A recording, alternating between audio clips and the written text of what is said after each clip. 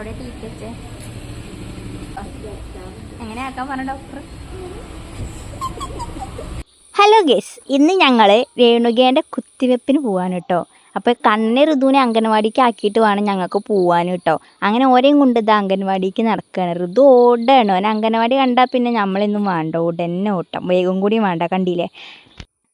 അങ്ങനെ പിന്നാലെ നമ്മളെ കണ്ണന് എത്തിയിട്ടോ. അങ്ങനെ ഒരു ടാറ്റയും ഫ്ലൈങ് കിസ്സൊക്കെ തന്ന് അമ്മ വരുമ്പോൾ മുട്ടായി കൊണ്ടുവരണം കേട്ടോ എന്ന് പറഞ്ഞപ്പോൾ ഞങ്ങൾ ആന്നൊക്കെ പറഞ്ഞ് പോന്നു. ഇത് ഞങ്ങൾ സ്ഥിരം സാധനം വാങ്ങണ കുട്ടേട്ടൻ്റെ കടയാണ്. 10:45 ബസ്സിന് 10 മണിക്ക് തന്നെ അവിടെ എത്തിക്കണം കേട്ടോ.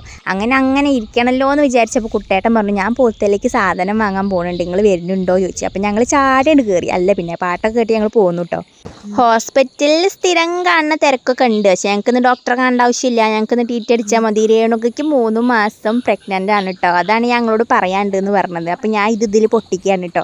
ഓൾ ടീറ്റ് അടിച്ചതിൻ്റെ സങ്കടം പറയുകയാണ്. അങ്ങനെ പപ്സും ചായ കുടിക്കാൻ വേണ്ടിയിട്ട് ഞങ്ങൾ കയറിയിട്ടുണ്ടായിരുന്നു. പിന്നെ ഡയറി മിൽക്ക്, ഓക്കെ ഈ സമയത്ത് ഡയറി മിൽക്ക് ഭയങ്കര ഇഷ്ടമാണ് നമുക്ക്. പിന്നെ ആദ്യം ഇഷ്ടമാണല്ലോ.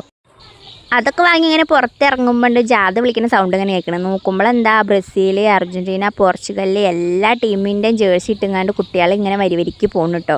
നോക്കുമ്പോൾ എന്തോ സ്കൂളിലെന്തോ പരിപാടിയാണ് കേട്ടോ. അങ്ങനെ കുറച്ച് നേരം ബ്ലോക്കിൽ പെട്ടോണ്ട് അത് കാണാൻ പറ്റി. പോണ കാണാൻ നല്ല ഭംഗിയുണ്ടായിരുന്നു. അങ്ങനെ ഞങ്ങൾ മെല്ലെ വീട്ടിലേക്ക് പോകുന്നു. അപ്പോൾ അത്രേ ഉള്ളൂ. ഷെയർ ചെയ്യുക, ലൈക്ക് ചെയ്യുക, സബ്സ്ക്രൈബ് ചെയ്യുക.